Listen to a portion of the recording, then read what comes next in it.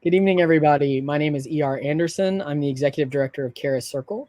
Karis Circle is the nonprofit programming arm of Karis Books, and Karis Books is the South's oldest independent feminist bookstore, which is Sarai Walker's brand new novel.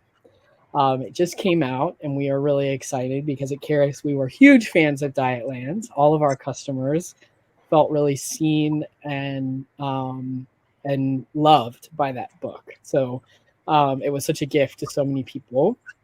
Dietland has been published in more than a dozen countries and was adapted as a television series for AMC. Sarai has lectured on feminism and body image internationally and has spoken about these topics widely in the media. Her articles and essays have appeared in the New York Times, the Washington Post, the Guardian, and elsewhere. She worked as a writer and editor on an updated version of Our Bodies Ourselves. She holds an MFA in creative writing from Bennington College and a PhD in English from the University of London.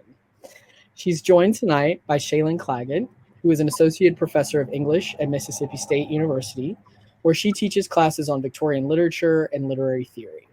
She is the author of Equal Natures, Popular Brain Science, and Victorian Women's Writing, which is forthcoming from SUNY Press, and the co-editor of Strange Science, Investigating the Limits of Knowledge in the Victorian Age. Her current book project, Victorian Cinema, examines Victorian magic lantern shows as the first mass-produced audiovisual narratives. So I want to welcome everybody tonight. We are really, really, really glad to be here with all of you and holding all the contradictions of that. We want to encourage you, if you would like to ask questions, you may do so at any time by clicking this Ask a Question tab at the bottom of the screen, and Shalyn will incorporate your questions as we go along. If you're on a phone and it's hard to type in that place, you can also put them in the chat, and I'll move them over. You can also, I see some folks are chiming in the chat. Please feel free to, tell Sarai what her books have meant to you, shout out where you're watching from. We love a lively chat. So make yourself at home, have a snack, put your feet up, and welcome this celebration of the Cherry Robbers. Thank you both so much for being here. Thank you. Thank you. Sarai, and thank you, ER, for that lovely introduction. Yes, thank you so much. And thank you, Sarai, for tonight and for being with us. I think that what would be a great way to get started would be if you could kind of give us an overview or a brief sense of what the book's about, and maybe follow that up with a reading. Yeah, so the Cherry Robbers, and it'll be great, for those of you who want to buy the book, to support Karis Books with the button down there, and to thank them for organizing this wonderful event. So the Cherry Robbers, okay, so it has bookended by a present day narrative that takes place in 2017. And in that present day narrative, we meet Sylvia Wren, who is this very reclusive 80-year-old artist. She lives in northern New Mexico. And she's very, very famous, like George O'Keeffe level of fame. And I play a little bit with George O'Keeffe in this novel. My character is not George O'Keeffe, but I sort of borrowed generously a couple aspects of George O'Keeffe's life and work to use in the novel, which is sort of a technique that I use in all my novels of kind of incorporating real people in small ways. So when we meet Sylvia at the beginning of the novel, she receives a letter from a journalist. And the journalist says, I know that Sylvia Wren isn't your real name, and I know you're been living, for pretty much your entire adult life under another identity. You've been running from who you really are. And so,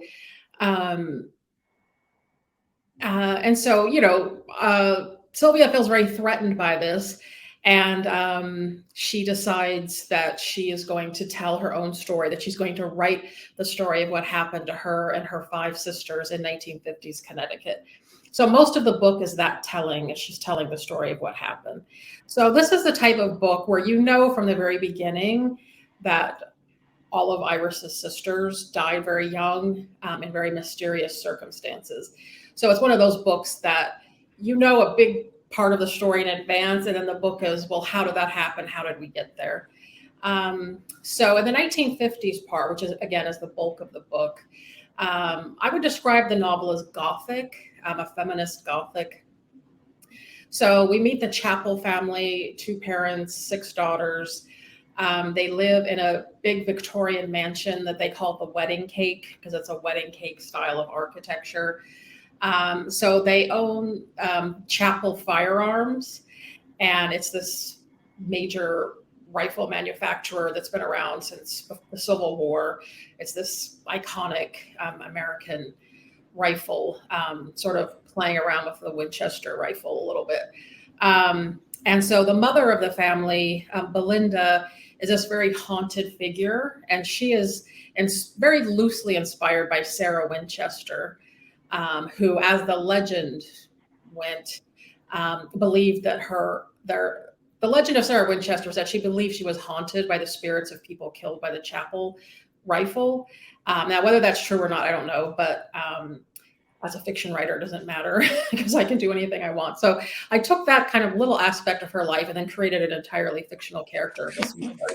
And so anyway, she thinks she's haunted. They think, she thinks their house is haunted. And the excerpt I'm going to read in a minute will kind of explain a little bit more about that. And so we have these 6 daughters. And when the 1950s part of the novel begins, the oldest daughter is getting married. And so we're building up to her wedding. And then Belinda has this premonition that something bad is going to happen if her daughter gets married. And so that's where we begin, of like all this fear, like what's happening. And then the oldest daughter gets married, and then the next one. And there's a chain of events that happen over the years, these very tragic events that explain how Irish Chapel, why she became Sylvia Wren, and why she ran from her past. So that's a very rambling overview of a kind of very complex story, but just trying to give you an idea of what it's about.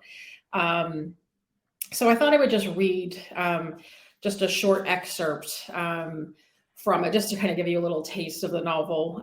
This is part of the 1950s part. So this is the part that Sylvia is writing about her past as Irish Chapel. All right. Our mother thought our house was haunted. That's one of the reasons she was a figure of ridicule. She told us many times that on the day she first stepped into the wedding cake, she felt the chill of a house paid for by death.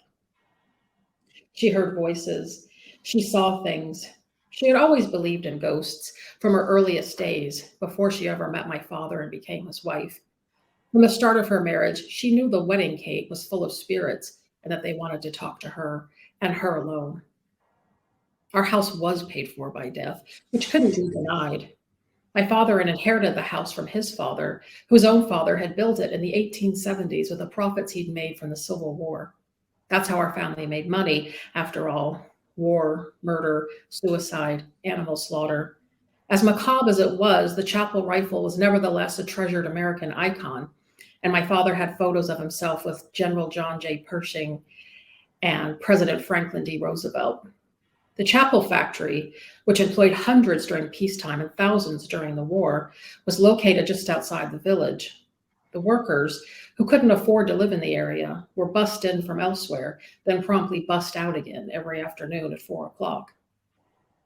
The Chapel factory had a global reach, and that was a source of local pride. During the war, many of the women in the village worked in the factory, and the rifles they helped manufacture were shipped to the troops in Europe and the Pacific, where they were used to gun down Nazis and Japanese soldiers. But my mother wasn't like everyone else. For her, there was a cloud over Bellflower Village, thanks to the Chapel factory and the weapons and ammunition it produced, a cloud of moral pollution. As a girl, I didn't understand why Belinda hated guns so much.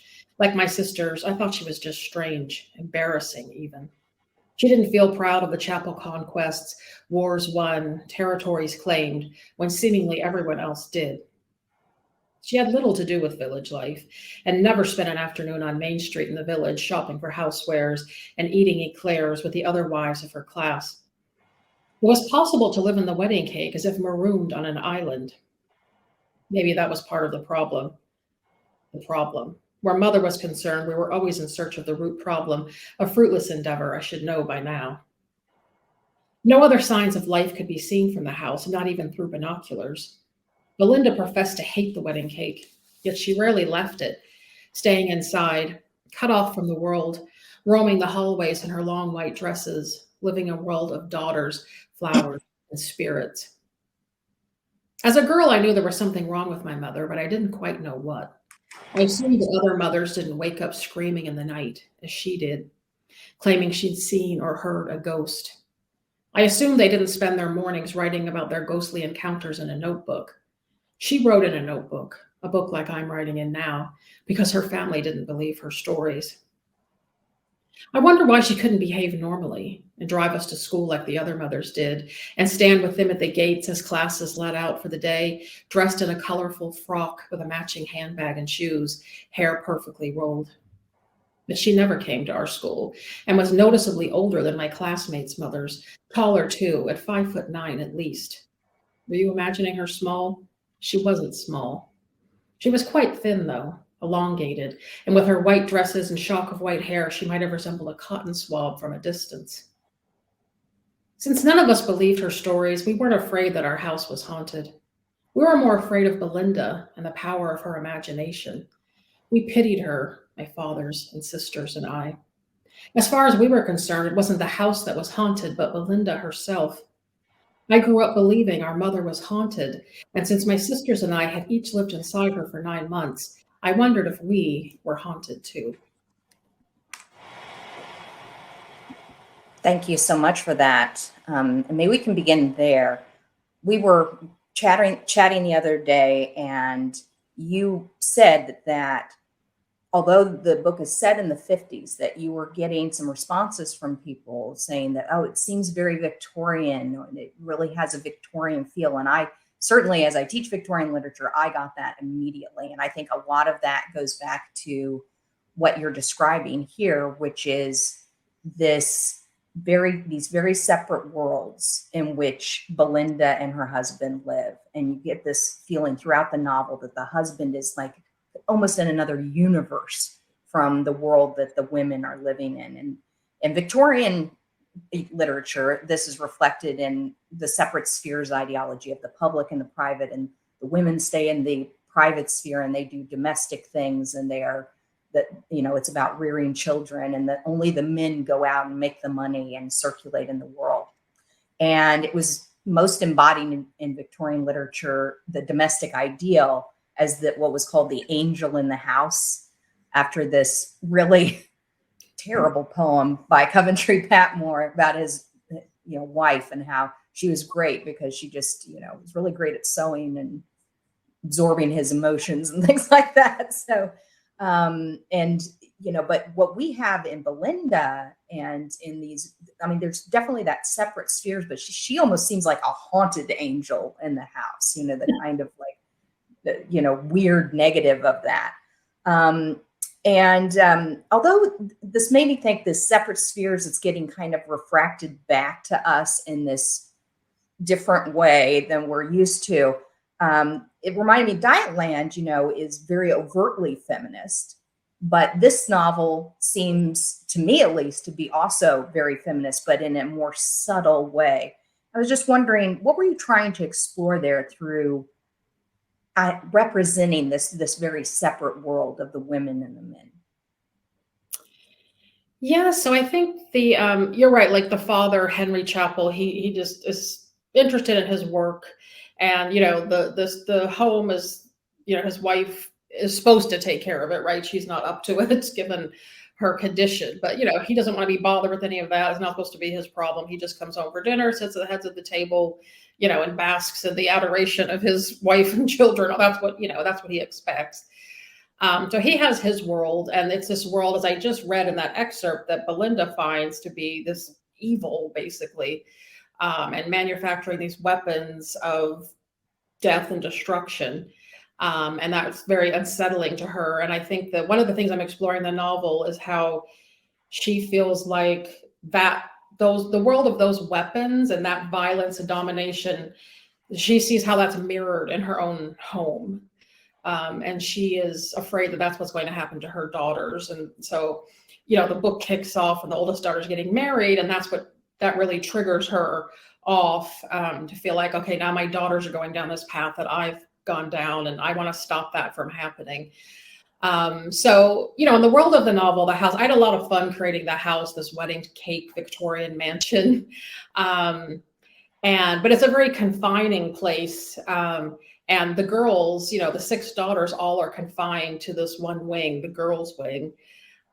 So they're kind of confined within their confinement to this, like the father, I think, wants to contain them, within the house. So I wanted to present that sort of atmosphere that they're in, but that you're right, Belinda sort of subverts that, and that she turns the house, like she doesn't play the angel, the angelic role. She plays somebody who's very disruptive and disrupts the sort of peace and harmony that they not just her husband, but that most of the daughters expect and are disappointed that they don't have in their home. And so, in terms of Dietland, Dietland is very explicitly feminist in the sense that it's about feminism, as a political movement. Whereas the Cherry Robbers isn't about feminism in that way. I think it's more stealthy. Yeah, absolutely. Yeah, the feminism of the book. And I think that, it's funny because I've been, talking to people about it. A lot of people aren't reading it in a political way. They just are like, I love this, a Gothic novel, all these sisters, it's really interesting. And I'm just, turning the pages for the story. And they're not really seeing it as like a political story, or maybe they see it that way a little bit, but that's not kind of the dominating factor for them.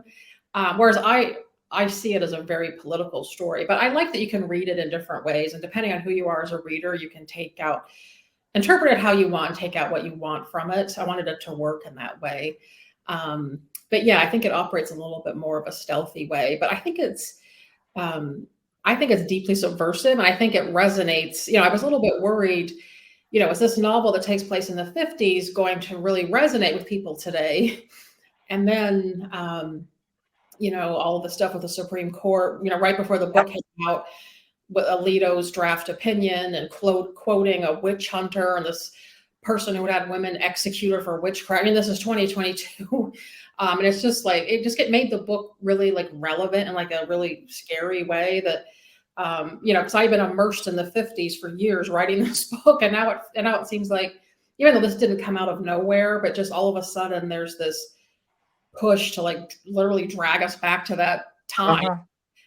And so it's really kind of resonated with the book and I mean, in a really scary way, but Yeah. So yeah, I hope I answered your question. Absolutely. And I agree completely. I mean, it wasn't that long ago, and we could go back really quickly. So yeah, I definitely see that. Speaking of the 50s, your first book, Dietland, takes place like in contemporary America. It's very of the moment. It's very now, even in its stylistic choices. And as you mentioned, this is taking place in the 50s. And I just thought it'd be interesting for you to talk a little bit about what attracted you to that period as a writer, why you wanted to explore that, what kind of challenges it might have presented you with. I mean, I personally found your style to be very reminiscent of Shirley Jackson and Daphne du Maurier. So maybe you could talk about that experience. Well, thank you so much. I mean, Shirley Jackson was definitely an influence. I adopted a cat while I was writing this book, and I named her Shirley. So Perfect. It's funny. So it wasn't originally going to be in the 50s. I originally wanted to be in the 1920s. And I even toyed with, could this be a Victorian novel? I think it could have taken place in any time period, pretty much the 50s or earlier. I think for this novel to work, given what it's about, I think it has to take place in an era where like traditional marriage was like dominant and there was tremendous pressure on women to get married and have children and, lead that kind of more traditional life. I think it had to take place in an era like that. I think if it took place today, I mean, you could make it work, but I just think it would be very different. So I knew it had to take place in a kind of pre-feminist era. But I really wanted it to take place in the 20s. And then I just couldn't make that work. It was too foreign to me. I have a very contemporary voice, as you were talking about with Dietland. and I just couldn't inhabit the 20s. It was just too foreign to me. And so I thought, maybe I could push this into the 50s. And I have to be honest, at first, I was like, oh, I thought about all these stories about like these white middle-class housewives, and how unhappy they were in suburbia and all their kids. And like, do I really want to venture into that world? Doesn't really sound, like something I want to do. But I was like, you know what, I'm going to try it. And I ended up loving it. Like I ended up just absolutely loving setting it in that time period. I just thought it worked really well. And for me as the author, my parents were born in the early 50s. So it's just an era.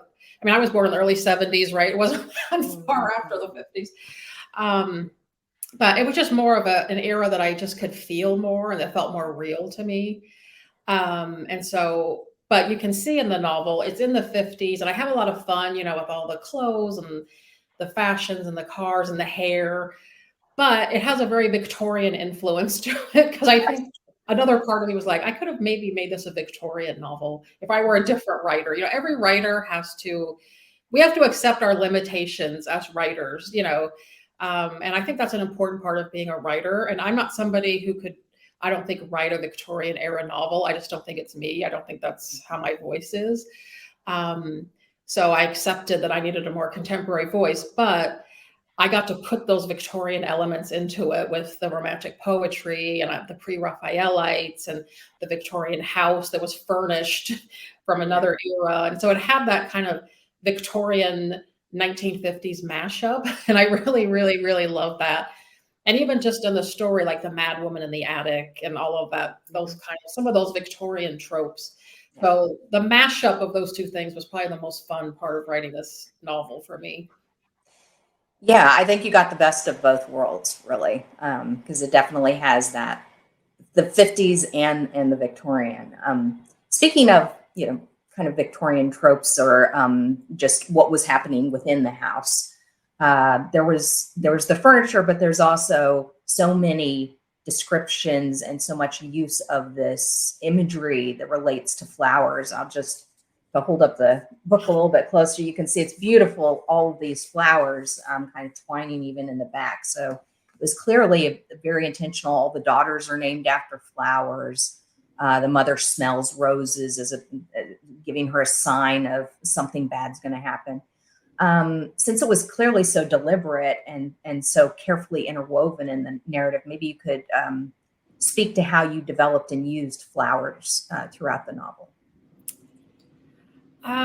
So I love flowers. Of course, real flowers, but I love, like all these things with flower designs, and I always have. And I love that, especially those kind of Victorian illustrations of flowers. But I have to say, it started off, I knew they had the 6 daughters. And as a writer, that's really, really hard to write a book with that many characters as kind of central characters. And I thought, and they're all, girls. So I'm like, they're all going to blend in. Like, how will people keep them straight or tell them apart? And so I thought early on, like very early, like I want their names to all have some kind of theme that they're all named after. And so I thought, I knew I wanted the main character to be Iris, but I thought, should it be flowers? I thought goddess names, Iris is a flower and a goddess. So I was really, thinking, and I said, okay, let's go with flowers. I love that. And I think it's just kind of a fun way to name them. And, I was very careful from the start that I didn't want that to become gimmicky, But, so sometimes when you're writing a novel, something can start off with, hey, let's just name the daughters after flowers. But then when you're writing, ideally that it develops, it takes on lots of meaning within the story. And so it became like this really central part of the novel. It has the Victorian influence, and I read a lot about Emily Dickinson when I was getting ready to write this novel. And like most Victorian era people, she loved flowers and gardens and the symbolism of flowers. And then I read all these books about Emily Dickinson's gardens, and I got really into it. So I started to kind of play around with flowers. I was like, okay, there's not just the names of the daughters. This is going to be really important. And then I developed that the mother was obsessed with flowers. She painted all the girls' bedrooms with the flowers and these Victorian kind of illustrations. And then, of course, she has these premonitions and she smells roses that trigger kind of one of the central ideas of the novel, of this intergenerational trauma. She smells roses. Her mother's name was Rose. And then, the whole idea of, again, playing around with Georgia O'Keeffe, the idea of, O'Keeffe's flower paintings, which I stole to use in my novel. And so it led to that. I mean, it just, just that one decision of, let's name them all after flowers. That'll be cute. And then it just became, like, over the years I was working on this, it had all these different meanings, and I used it in so many different ways that I just thought made the novel more powerful. So one of those things when you're writing, you can't really predict in advance, but if you're lucky, you can kind of develop something that ends up having more power than you really thought it would at the beginning. Yeah, I loved how, I thought it was very humanizing that Belinda would call her daughters blossoms, and how she loved flowers, and she saw them as also something she loved, even if she couldn't express that in the ways that they wanted her to. Speaking of Belinda, as a mother, we just had Mother's Day not too long ago, and I saw you very, I thought I saw your tweet where you were like, "Happy Mother's Day. Here's a mother for you," and I love that. So I was thinking about this novel and how it really foregrounds the relationship between a mother and her daughters, or their problems with their relationship.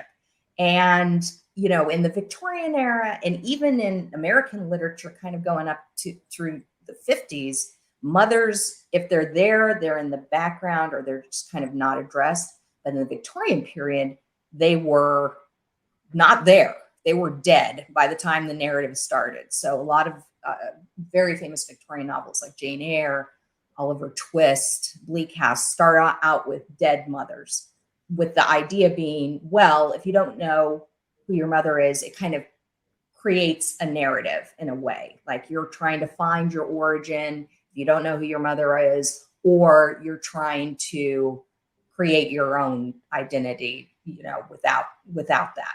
So, but here you decided to keep the mother, to keep her there, make her central, make her, but have her in the house, but also as a kind of haunted, presence. She's there, but she's not there. And, I think I mentioned to you when we were talking that in a lot of it, another reason why mothers weren't there, besides just fictionally it was convenient, was literally 1/3 of all women died in fever. So it was like Belinda's fears are very real, this idea that her mother and her mother's mother died in childbirth. You could see why she is afraid for her daughters. But I just wanted you to talk a little bit about why you wanted to explore in writing about this mother-daughter relationship, and especially because it seems so unusual. Yeah, it's interesting. I mean, it makes me think of, this is a tangent, but all those like British detective shows, and like the detective, like his wife is always dead. Yeah, always. Don't want to deal with her. It's true that like there's like this absent woman, whether she's the wife or mother, or wife and mother, there, who's like haunting the characters in the novel. That's such a common thing that happens. But I was fascinated by that idea when you're talking about Victorian literature, of the absent mother, and that could be linked to the fact that I think you said, you cut out for just 1 second while you were reading that, but I think you said 1/3 of women die in childbirth. Correct. So I mean, it's just that kind of factored into my thinking about the novel, because I read again, I was reading about Emily Dickinson, Lyndall Gordon's biography, as I was gearing up to write this novel. And she was writing about how, Emily Dickinson and her sister never got married. They never had children. And part of that was because they were terrified. Like, in their era, marriage could very well lead to your death, get married, have children. And then for each child, there's this huge risk that you would die. And so I really took that idea and I used that in the sense of the novel. So you're asking, like, why was Belinda, why did I include her, and why develop her in such a way? And so with Belinda, she's very haunted. Her mother died in childbirth, her mother's mother died in childbirth, and then one more generation back. So she comes from this string of motherless daughters. And again, going back to this idea that marriage and childbirth, could be very deadly, could be deadly at an earlier era, and that's what happened to Belinda's foremothers, and that she carried that trauma with her. So one of the aspects of the novel that's really important is intergenerational trauma. Belinda survived. She had 6 daughters, but she passes on this trauma that she had to her daughters. And that's sort of a hallmark of, like, the feminist Gothic is a trauma, things that are repressed and trauma and that sort of thing. So that's one aspect of the Gothic that comes into this. And so that aspect of Belinda passing that down to her daughters is a very important aspect of the story.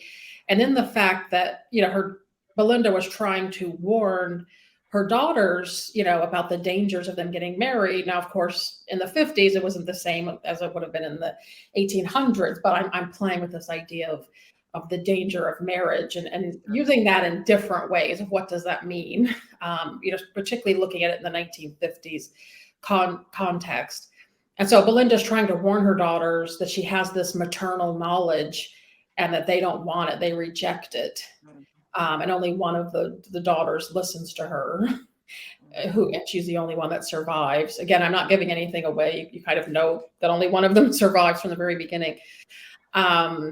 So I guess I like to subvert stories about mothers and daughters, because I know in Dietland, Dietland was very influenced by 70s feminist fiction. And in those kind of novels, the characters tended to, like, hate their mothers, and so I didn't want that in Dietland. Plum's mother was very supportive of her, didn't want her to diet. And I wanted to subvert that relationship. And so I guess in the Cherry Rubbers, I kind of did that as well, where the mother is, not absent, or she's there and she's trying to warn them in the only way that she can, but she doesn't she doesn't know how to do it effectively. And she doesn't really know how to mother. She's a mother, but she's not good at it. She's never been good at being maternal. It's not something that comes naturally to her. And so part of it is her failure as a mother, I think. But yeah, she's very important. That maternal line, the maternal trauma is essential, I think, to the novel, to the story that I was trying to tell. Yeah. Well, in one way, she is not a good mother, but then again, she's trying to keep them alive. So yeah. It's maybe best mother. But she's not good at it, right? No, she's not effective. That's she's a true. loving person in the way that she can try to be, but yeah, she's not skillful. No. So an important aspect of Iris's story is that she, unlike all of her sisters save one, is attracted to women rather than men. And that really reminded me of all of those kind of pulp, 50s paperbacks that you talk about, one of the sisters possessing, that were about same-sex relationships between women. But those would usually end in death. There would be some kind of, there's famously, especially the ones with the thriller angle, and famously Patricia Highsmith's Price of Salt was the first, heralded as the first novel in which 2 women who are lovers survive and are happy. And that was coming out as late as 1952. So I wondered that in your novel, you have the kind of reverse of that, because Iris has a kind of paradoxical freedom that her sisters don't have because she's not attracted to men. So I guess I just wanted to ask, were you speaking back to that tradition, that pulp tradition, or maybe just speak more broadly about why it was important to you to have a lesbian protagonist? So the story, I kind of developed the story, and then I became kind of more aware of those stories that you're talking about. So a lot of times with this novel, kind of I have the story, and then I would find out, I would find out about other similar stories or things, and then I would read those and kind of let that kind of, influence me or inspire me. So I love The Price of Salt by Patricia Highsmith, which was adapted as a film called Carol with Cate Blanchett. It's such a great novel. It's just a wonderful novel. At the time, she didn't put her real name on it. She couldn't. And so it didn't have her real name on it, I think, till the 1990s, because it was just such a taboo for her to tell that type of story. But, and so I think, so in the world of the cherry robbers, Iris's attraction to women, I'm trying not to give too much away about specifics about the plot, but let's just say that's important to her survival. But I think that what I was getting at with that, so, the cherry robbers has a central conceit, right? It has something that happens to each of the daughters that wouldn't happen in real life, right? So I kind of think of Life After Life by Kate Atkinson, where, Ursula dies and then she keeps coming back to life. So it's like this big sprawling family novel at the center of which there's something that happens that's not based in reality, right? The cherry robbers has something like that in it, of what happens to each of these daughters. And so in the world of the novel, I'm writing this as if this is really happening, even though there are other characters in the novel who said, there's no way that's what happened. That's impossible. But I'm writing it as if it happens. And Iris believes that that's what happened.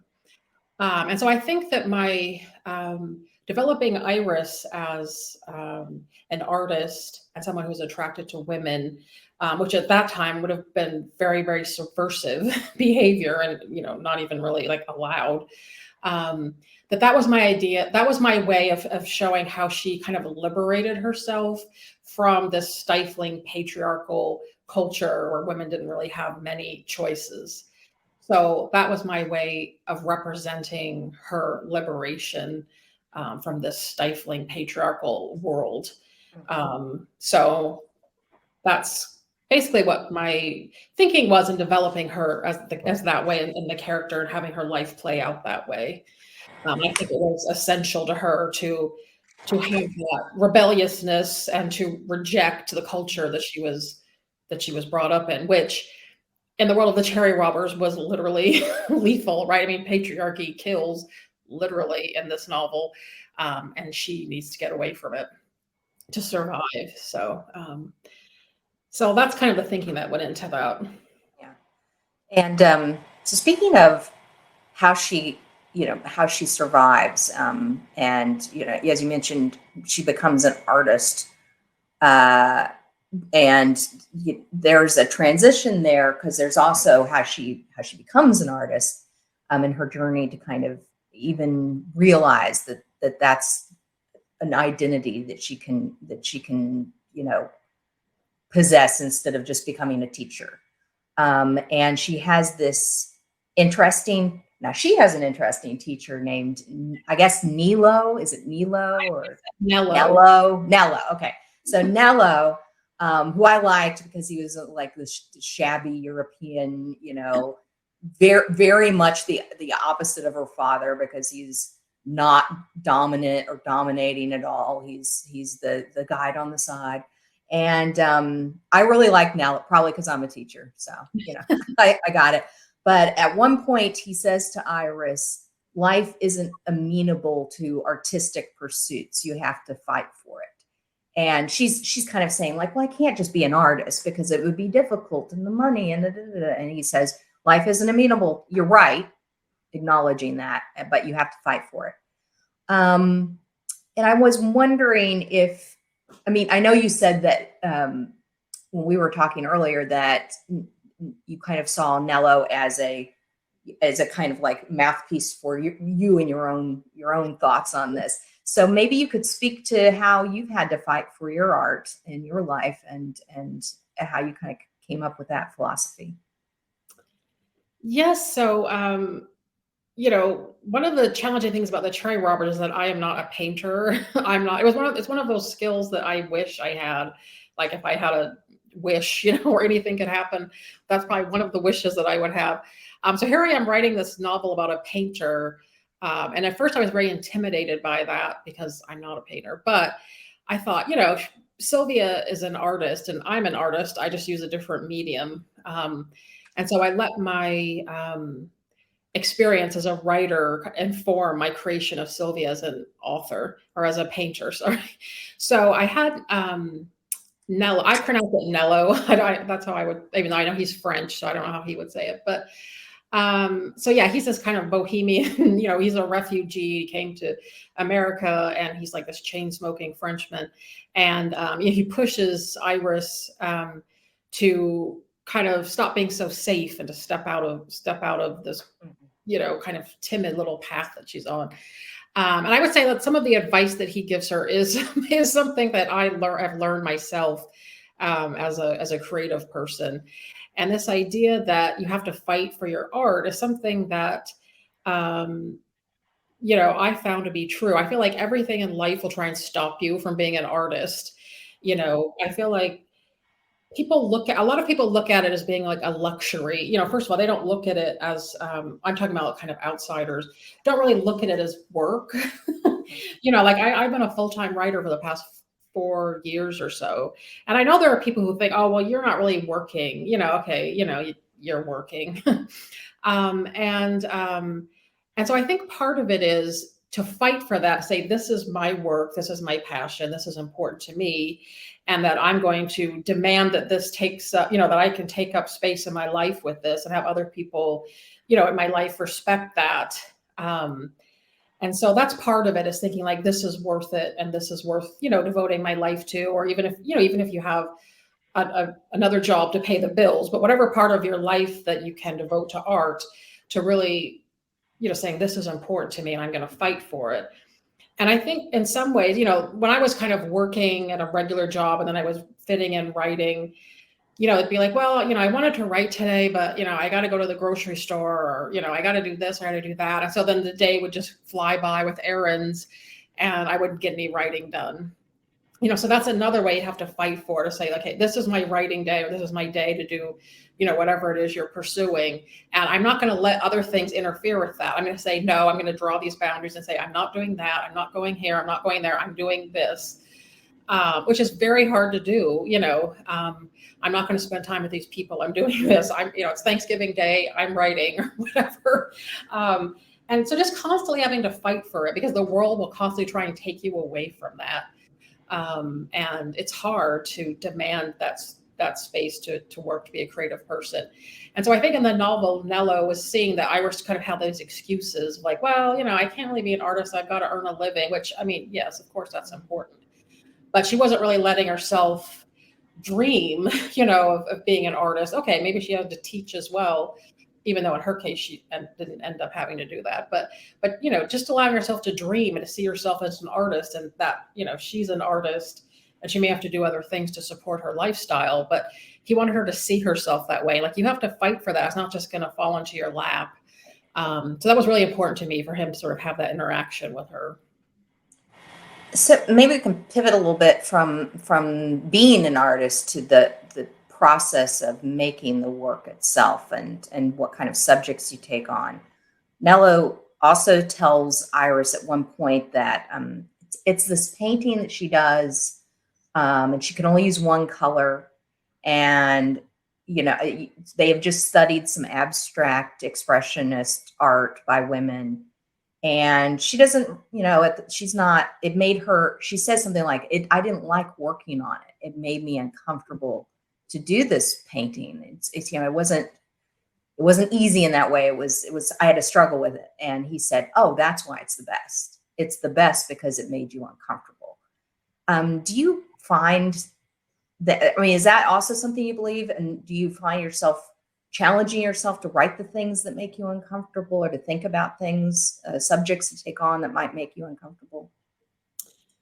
Yeah, definitely. That was another aspect of my experience that I let Nello borrow for the sake of his work, his teaching work. I actually wrote a little piece about this for The Guardian a few years ago, which you can find on my website. But for me as a writer, when I first started out, I was playing it safe, because I was young and, I was just, well, I thought I was edgy, but I wasn't. And then when I started kind of inching closer to writing Dietland, I started to push myself more to write things that made me uncomfortable. And I wrote this short story that then became Dietland. And the short story was about the experience of being a fat woman and working in women's magazines and that sort of thing, which was an experience that I had had. And I never wanted to write about it because I thought, oh, well, that's embarrassing. Or, people will read the story and they'll think it's me. And I don't want that. I don't want to feel like exposed, this is supposed to be fiction. I'm trying, I don't want that. But when I pushed myself to write a story, I say, okay, well, write a story that's about this difficult experience that I had, even though it's a fictional character, but mine that from my own life. And I wrote that story the first time I'd ever written anything like that really pushed me. And it was so much better than anything I'd ever written, And so, for the kind of writing that I do, I feel like if I'm not pushing myself into sort of uncomfortable territory, my writing's not very good. If I'm playing it too safe, So for Dietland was a big lesson in really push yourself to write something that when I was writing, I'm like, I can't even imagine anyone reading this. I don't want to think about anyone reading this. I don't think about my mom reading this. I'm just going to write it, pretend like no one will ever see it. And that's how I pushed myself to do it. But if I had written it thinking, well, all these people are going to read it that know me, and what are they going to think? And I blocked that out. I'm like, this is making me really uncomfortable. It's really hard to write like this, to expose myself. I'm just going to do it.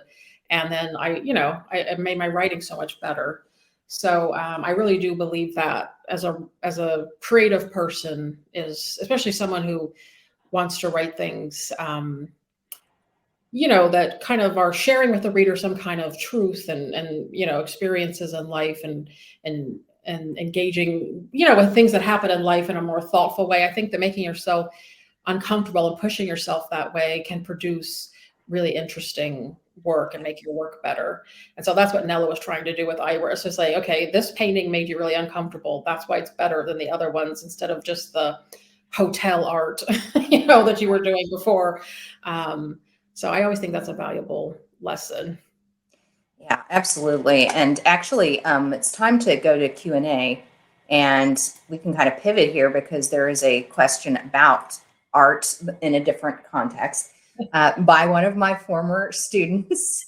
So hi, Miles. And Miles asked, can you speak to why art is so important to society? You've spoken about why it's important to the individual, but that dedication has an outsized impact to society and the community. So that's what Miles would like to know. Well, that's a very big question. Society, why? Go. I think there was like this controversial tweet that was like a couple of months ago where some influential person was like, given all the horrible things happening in the world, why is anyone reading fiction? And then of course it caused this huge storm.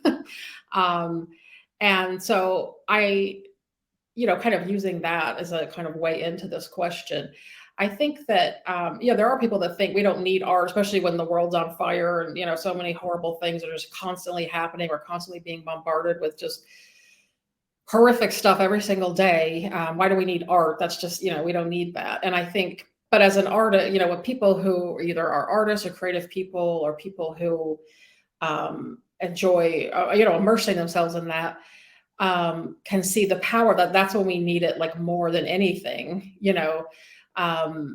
to, write about the human experience. For example, you're talking about fiction, writing about the human experience. And writing about one of the things that fiction can do that you can't do as much in nonfiction. I mean, you can if it's like memoir or more creative nonfiction, but writing about how something feels, not just what happened, but how did it feel, so, for people in, let's say World War II, for example, people in concentration camps, let's say, how did that feel to go through that? Not just what happened, how did it feel? And all of the powerful art we have, from that and from all sorts of, historical events that just give us a different perspective on history and all of that. And so not that I think art has to be, covering just, important events that happen in the world, but even something that's just escapist as well, right? I mean, that's important when things are so terrible. Sometimes you just want to sit down and maybe just read some mystery page turn that has no deep message, but it's just escapism. So I think art can do so many things like that I think we need as like humans, this impulse that we really have. And some people may watch movies or TV or whatever, but I think they're still getting that escapism or getting that human experience through the lens of a creative person, which is just different than something like, in a newspaper or whatever. So, I don't know if that answers your question, but that's just I think that was great. I know that I'm trying to figure out if I'm going to revisit Handmaid's Tale right now. I don't know. If I can handle it, but it's interesting to think about how that even gives me a way of conceptualizing history that I would not have expected when I first read it in the 90s. So I definitely agree with you there. Another question that we have is from Melanie, and she asks, in the excerpt you read, you mentioned workers being unable to afford to live nearby their jobs. Can you talk about your thoughts on workers in class and how you dealt with that or thought about it when you wrote the novel? Sorry. So the family in the novel is very wealthy, and they live in this very exclusive little village near Greenwich, Connecticut.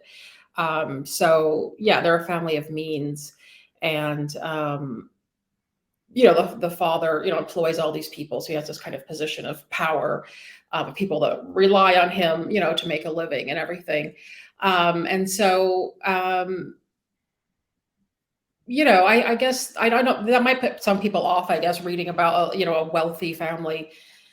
But I just wanted to write about this family, this experience of this family who was perhaps kind of slightly removed from society a little bit, and that just kind of inhabited this very strange world. And part of it that their money afforded them, this ability to just sort of stay out of the mainstream of what everyone else was doing, which I think in a lot of traditional Gothics has kind of happened, the big mansion and all of that kind of thing. So I was playing around with that, but they're definitely an upper class family, and that, that comes into it a lot. And at the same time, the girls are kind of helpless. Their dad, they can't just leave home, right? Their family has a lot of money, but their dad's not going to give them any of that money. He doesn't want to pay for one of the girls to go to art school. He has very strict demands of what they can do and that sort of thing. So even though Irish comes from a family of money, that doesn't really help her when she wants to leave, because she doesn't have access to that money herself. So she was raised in this privileged world, but she has to figure out how to escape and how to make her own way in the world, regardless of that. So. Yeah. No, that's Belinda's also, that's definitely something that kind of traps her into marriage in the first place. Lack of access. So we're actually in our last 5 minutes. So I'm going to throw it back to ER and let him close us out. Thank you both so much, and thank you to everyone in the audience for a great side conversation in the chat and great questions. We always love to see that. I want to encourage you, if you don't yet have a copy of the Cherry Robbers, I know some of y'all pre-ordered it, but if you don't have your copy yet, we really would love for you to buy it from us. It helps us a lot when you buy your books directly from Karis. It helps us do our programs and means a lot to us. So click this teal button at the bottom center of the screen, and that takes you directly to the link. You can also, of course, buy Dietland if you manage to miss Dietland somehow in the last 7 years, you can go find it there as well. Thank you both so much. Thank you, Shalyn, for all your wonderful questions. And thank you, Sarai, for this wonderful book. I'm really excited for folks to find it. I think, people are a whole different group of people are going to discover your voice through this book. So I'm really excited about that. So I wish you both the best. I hope you stay safe and well. And thanks to everybody for being with us tonight. Thank you. Thank you so much. I really appreciate you hosting me. Yeah. Fun. Good night, y'all. Take care.